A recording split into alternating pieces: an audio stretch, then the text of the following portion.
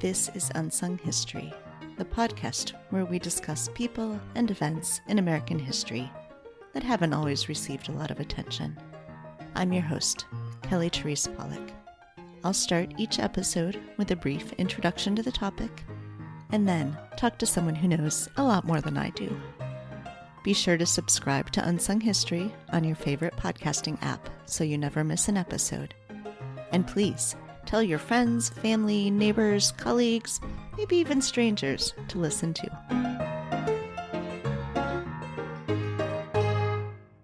Today's episode is about the Women Airforce Service Pilots, Wasp, a civilian organization of women pilots during World War II.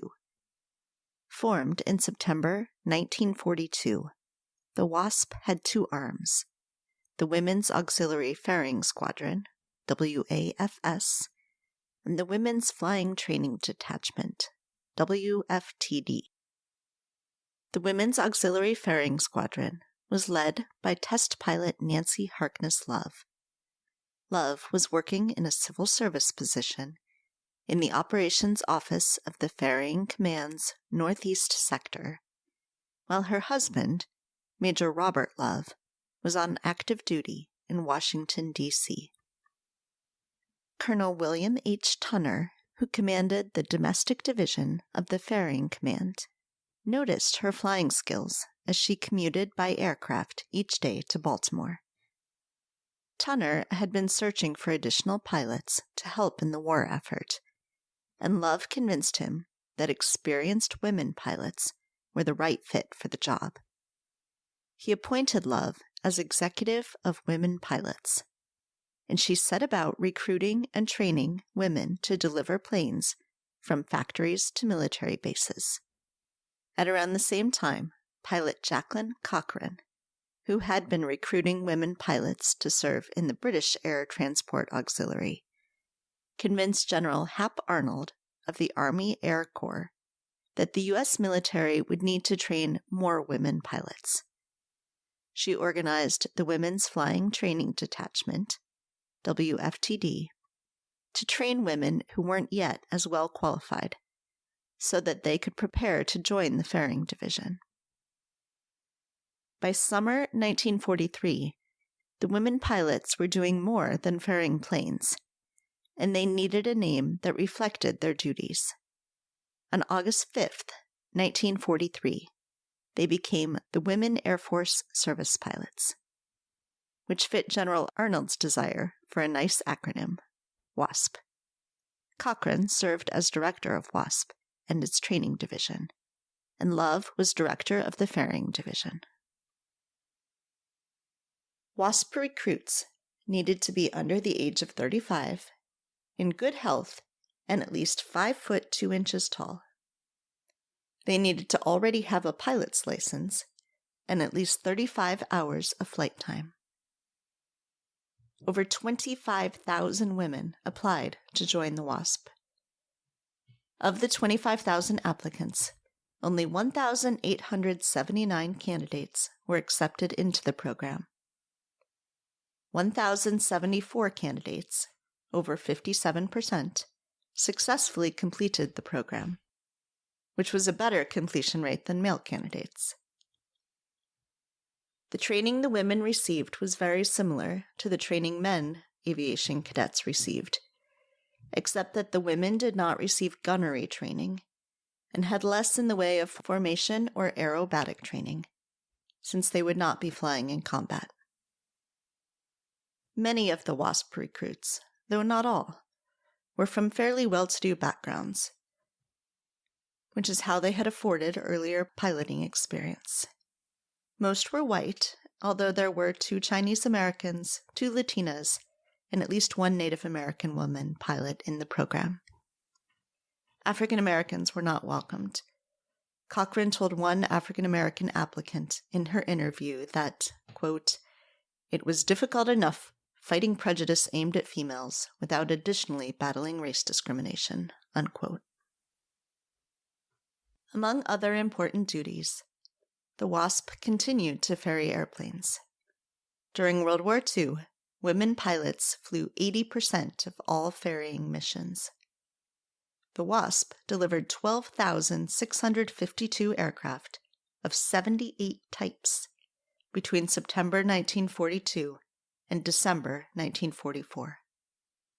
The Wasp also transported cargo, test flew planes, demoed aircraft that the male pilots were scared to fly, simulated missions, and towed targets for live anti-aircraft artillery practice.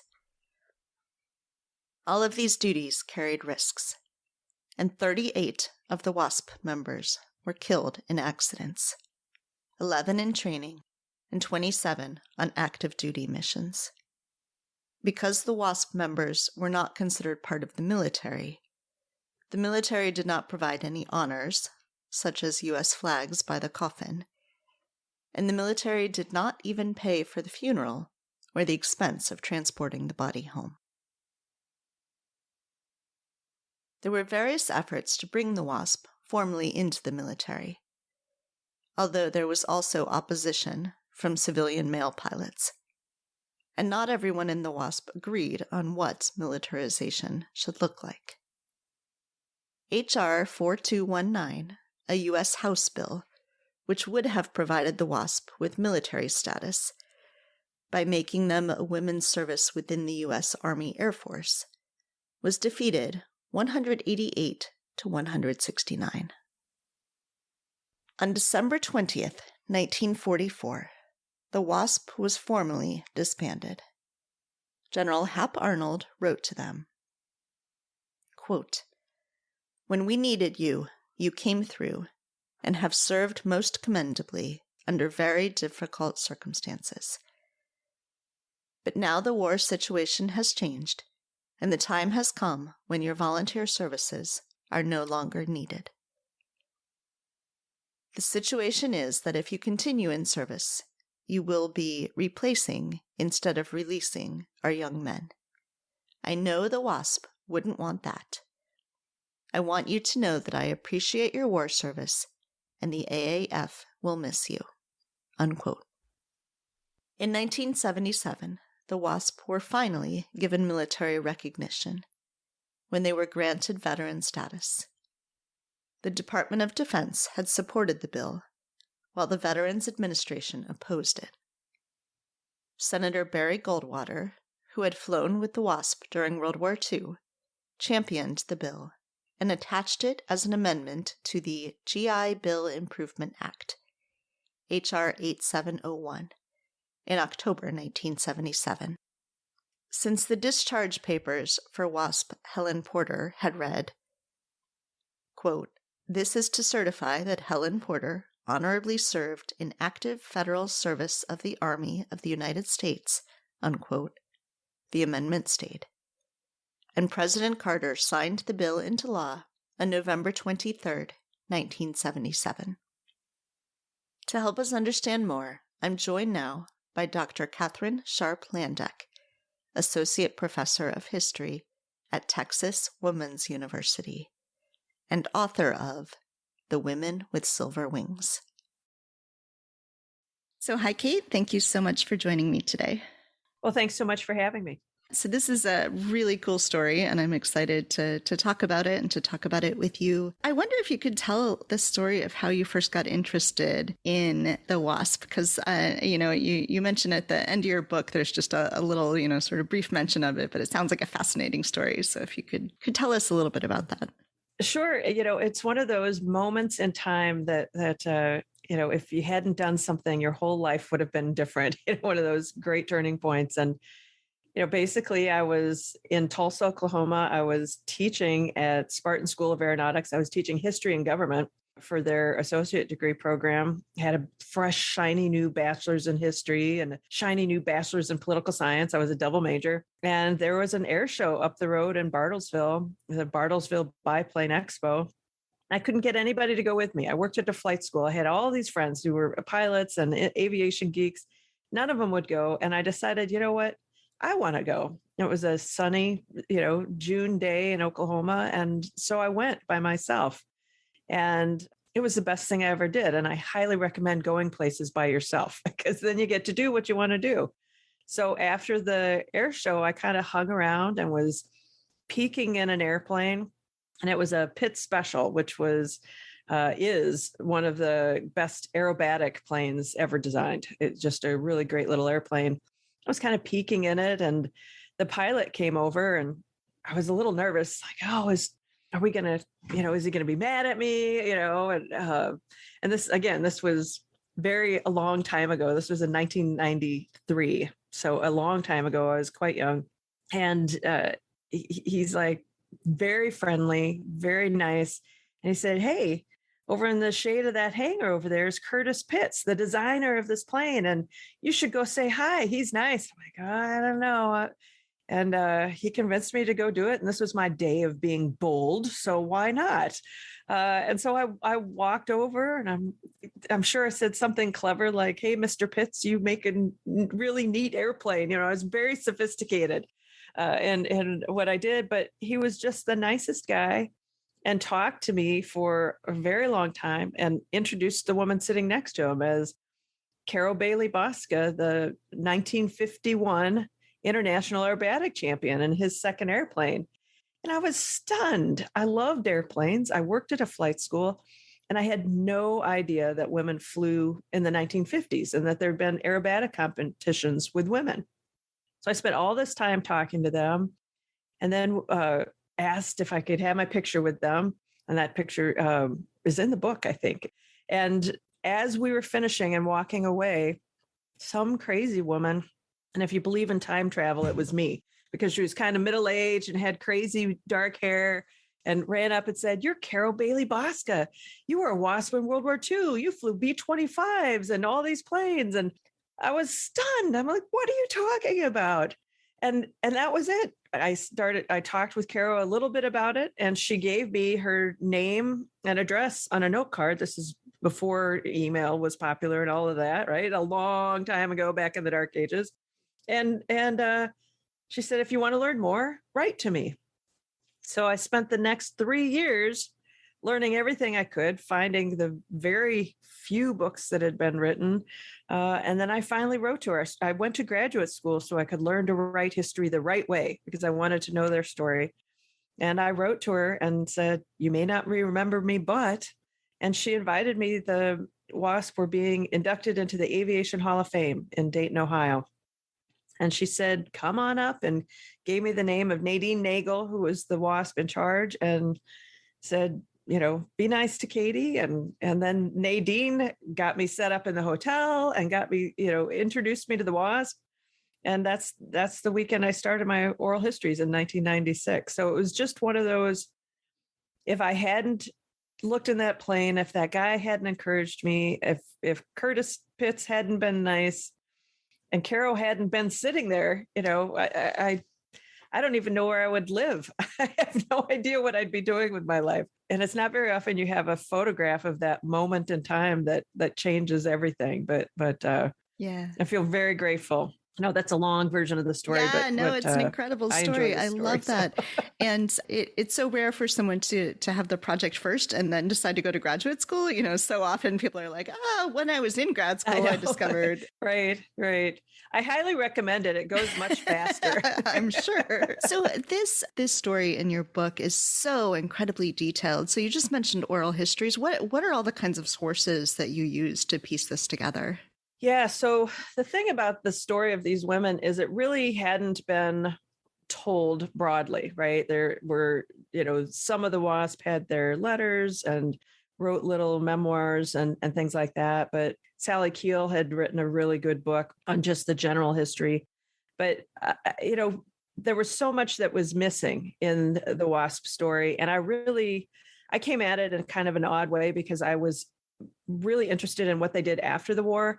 And I'm sure that's because of that's how I met Carol. I was introduced in 1951 to these women pilots. And so it's like, well, what else did they do after the war?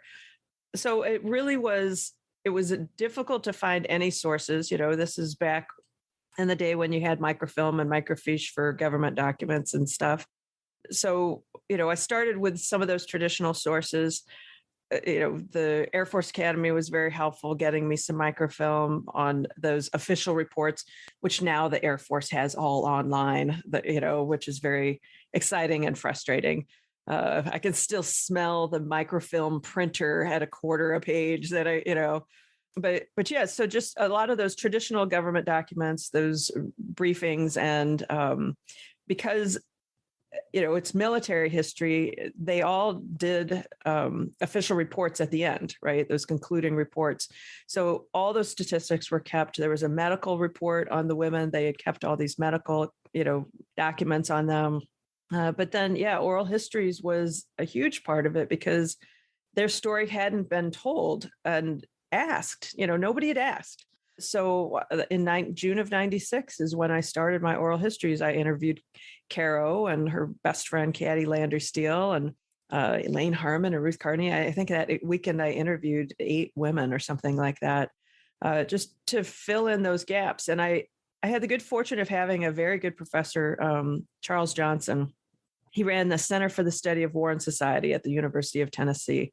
And he convinced me that I needed to do more than just interviews with the Wasp about their years in the Wasp, and instead do longitudinal oral histories.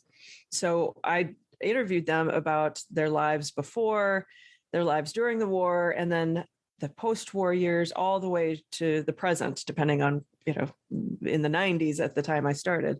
And so was able to get their entire life. And that's why in the book, I'm able to fill in those spaces that were missing from the documents.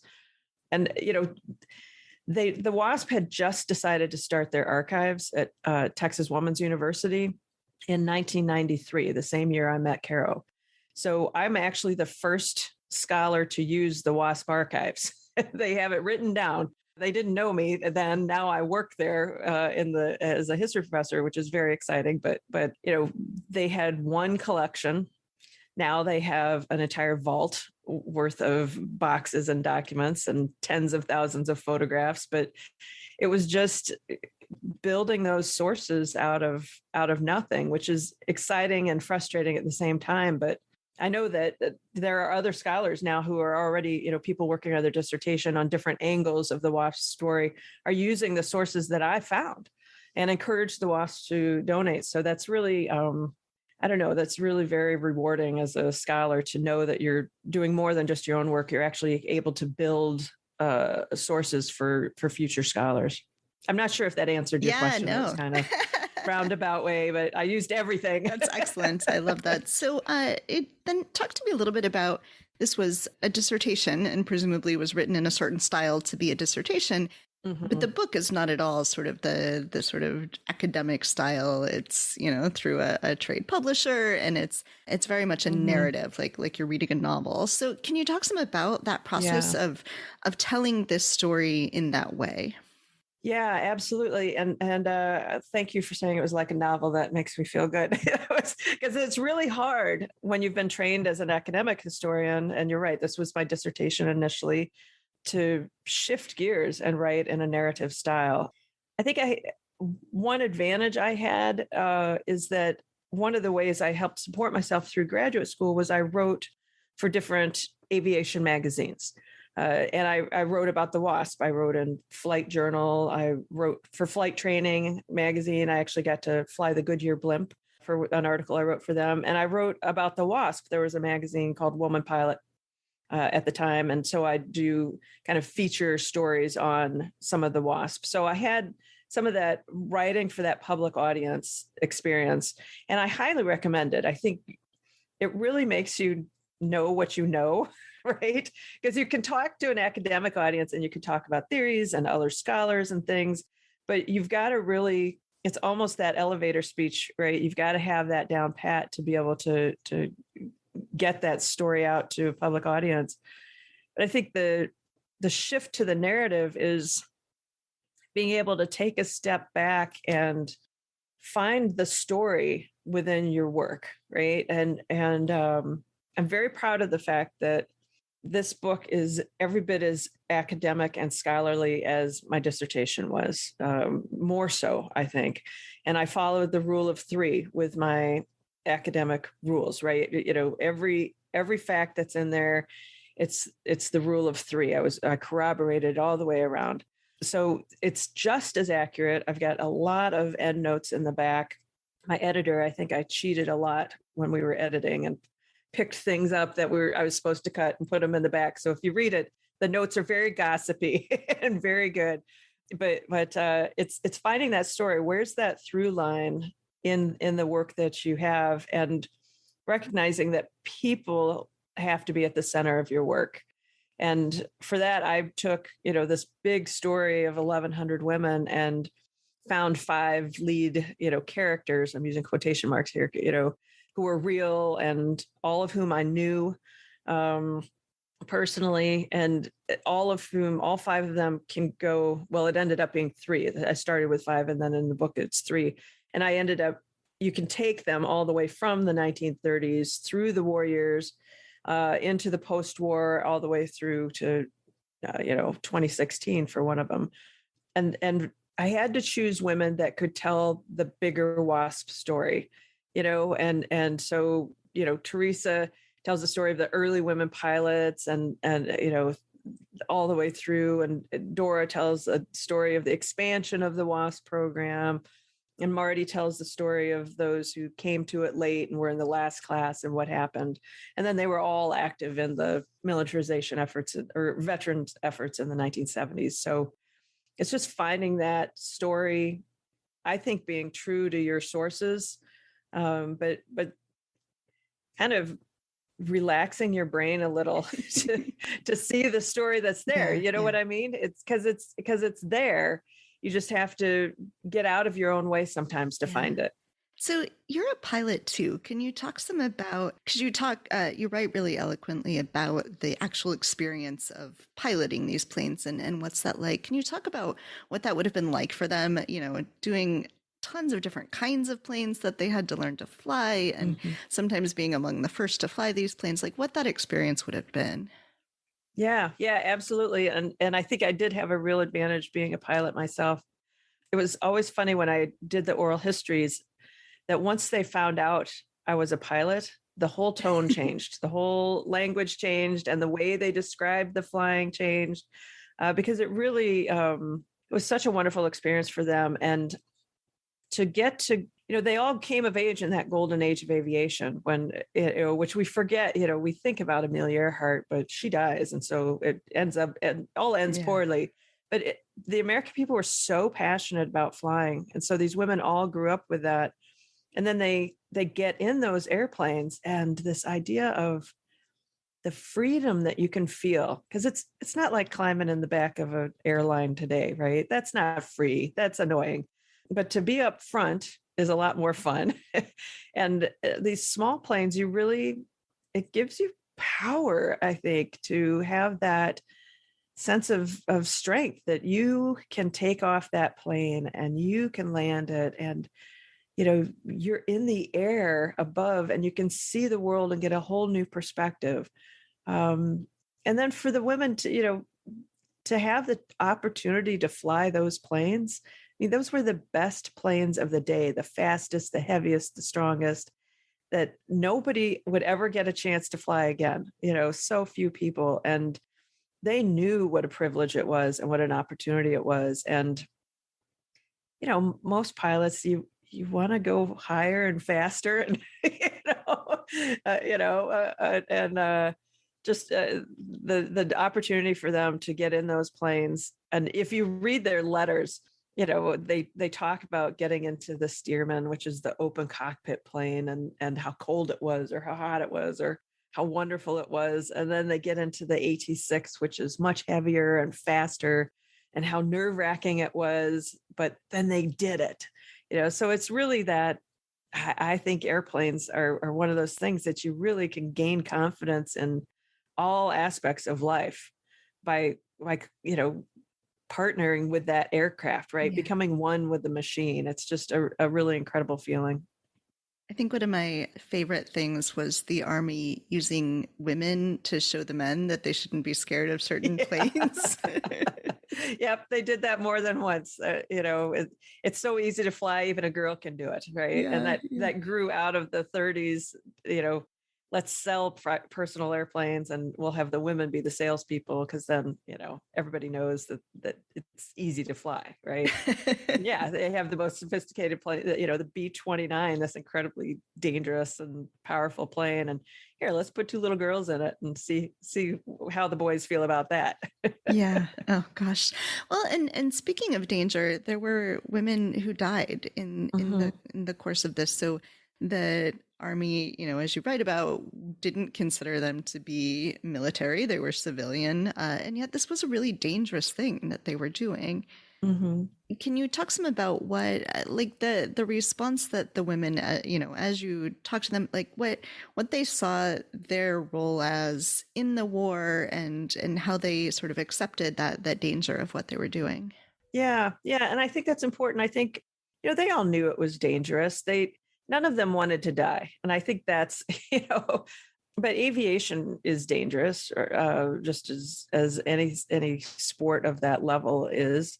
And you go into a flight and you take as many precautions as you can, and you take it seriously, but you know that bad things happen sometimes. So they knew that there were risks, but they really did believe that they were doing something important for the war. And several of them talked about, I couldn't knit, so I flew airplanes instead. And there was one Vi Cowden who was going to join the Marines or join the Navy. And she liked the Navy's hats better, so probably the Navy. But then this chance to fly airplanes, which she'd always loved, opened up. And, oh yeah, if I'm going to volunteer for the war effort, that's the one I choose. And a lot of them felt that way. They felt very strongly about doing their part for the war effort.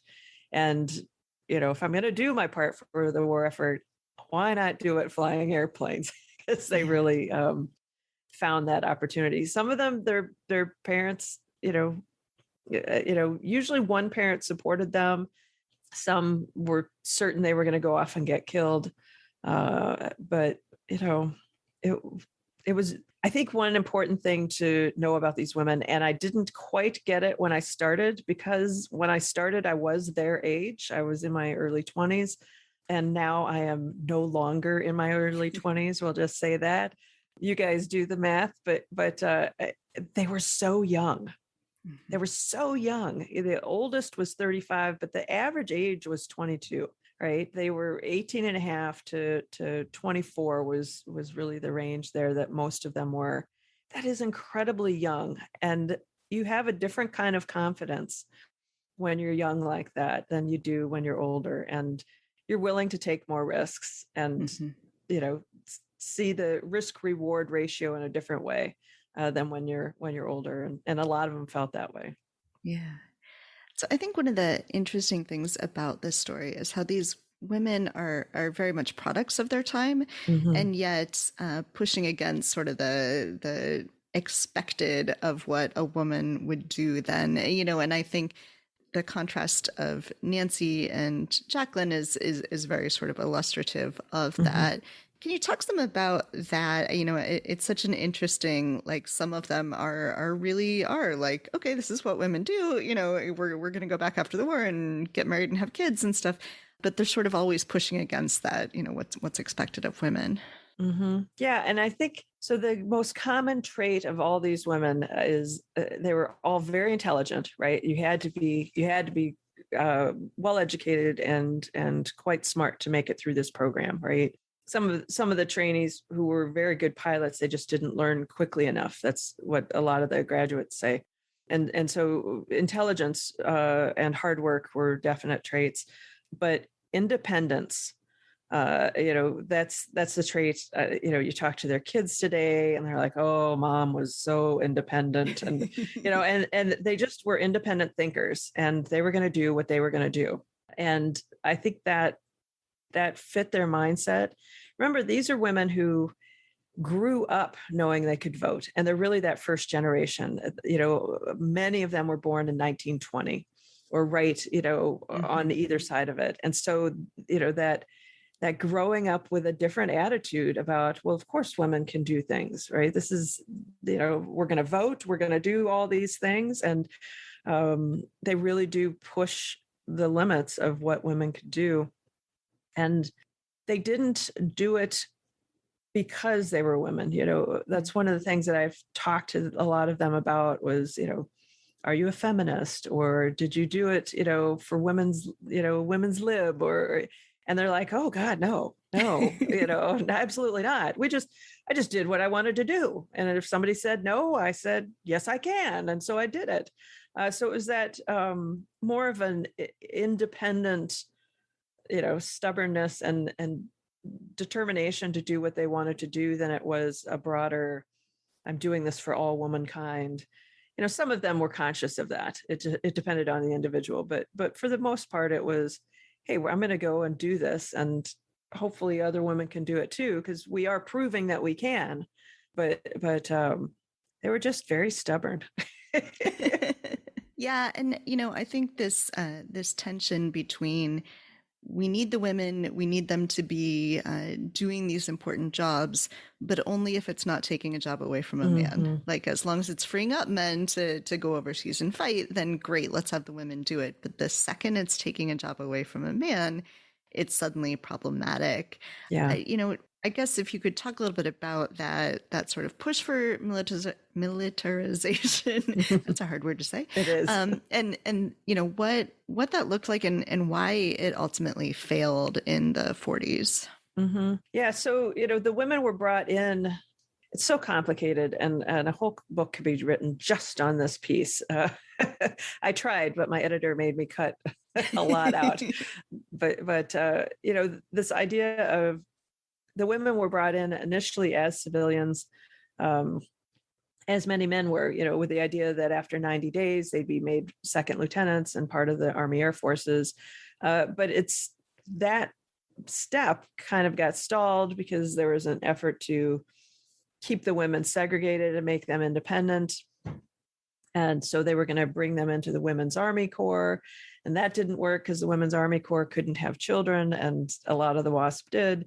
Lots of complicated reasons. So they were going to do it independently. They were going to make the Women Airforce Service Pilots a part of the, an independent group, militarized, just as they had women surgeons, right? They had done this to other groups of women. But yeah, by the time the bill finally actually got some momentum, it was 1944. And the Army Air Forces had stopped using civilian men pilots who'd been training, getting some initial flight training for men. They'd stopped using them, and the men looked around and said, well, we'll do their job. You can't have a bunch of women doing jobs that men can do. And that was the key of the whole thing, is the women were there to release men for other duties, not replace them. So you have, in 1944, you have all these civilian flight instructors that are free. You have all these men that are coming back from the war that are still in the Army Air Forces and still need to fly, but they've served enough combat time. And so the idea was, well, women are replacing the men. We can't have that. So the vote comes up in June of 1944, the last day of the session, very rushed. And it was after D-Day, and at the point when everybody thought we were going to win the war by Christmas. And why would we bring all these women in that are going to cost us all this money? And we've got enough men to replace them. So it was one of those things that the women didn't have the insurance that they needed. They didn't get any of the post-war benefits. And if they lost by 17 votes or something, if they had just been brought in, they could have gotten the medical care that they needed. Some of them who had, hearing trouble and all sorts of, people who'd been in a crash but survived, didn't get any post-war help. It was just really unfortunate and I would argue unfair. Yeah. And then perhaps the most surprising part of the whole story is that when they are later fighting to get veteran status, Barry Goldwater becomes their champion. I got to that part and I was like, wait, what? What's going on Right. here? I appreciate that, because not everybody gets that, right? Not everybody gets how crazy it is that Barry Goldwater is their helper. So So yeah, in the 1970s, late 1960s and into the 1970s, the women are like, wait a minute, we've been forgotten. The young women are flying and we need to be recognized. And there were a number of reasons they wanted to be recognized. The flag on their coffin was one of them. But they looked around for allies and they got Bruce Arnold on board, who is General Arnold's son. He used to tell the story that he, was at a party with them, and after a series of martinis, he agreed to help. They talked him into it. Then they got Senator Barry Goldwater, who was one of two senators who voted against the Equal Rights Amendment, who, the father of modern conservatism, all these things. But he was their biggest advocate. And he fought with them for several years. And then he's the one that tacked the Wasp on to all these bills until something got passed with them a part of it. And it was because he had flown with them. He flew with the Ferry Command during World War II. And so he had flown alongside some of these women pilots. It's like, well, if I'm a veteran, they're veterans. We did the same work. So he really was obviously a much more complicated figure than he's portrayed quite often, but he was just a huge advocate of these women pilots. And many argue it just simply wouldn't have happened without him. And I think they're probably right. Yeah. Well, I could probably keep asking you questions all day. Oh, good. But let's tell people how to get your book so they can read the story. Oh, sure. That's nice too. My editor would be very pleased.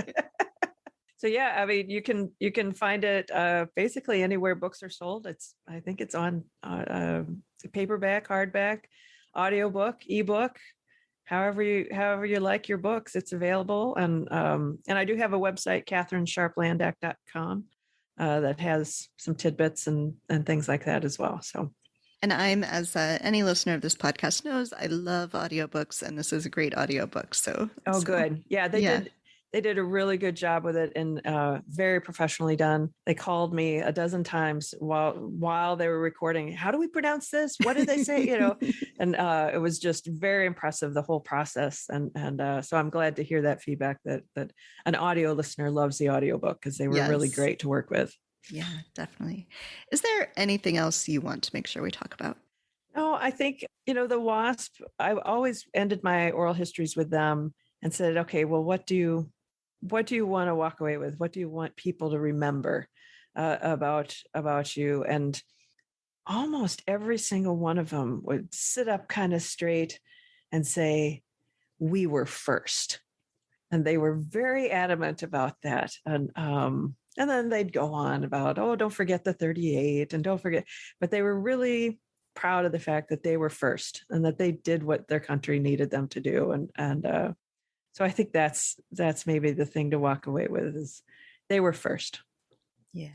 Well, Kate, thank you so much. This was just a terrifically fun story to dig into, and I really appreciate learning more about them. Well, thanks so much for reaching out, and I appreciate you helping me share their story. Thanks for listening to Unsung History. You can find the sources used for this episode at unsunghistorypodcast.com. To the best of our knowledge, all audio and images used by Unsung History are in the public domain or are used with permission. You can find us on Twitter or Instagram at unsung__history or on Facebook at Unsung History Podcast. To contact us with questions or episode suggestions, please email Kelly at unsunghistorypodcast.com. If you enjoyed this podcast, please rate and review and tell your friends.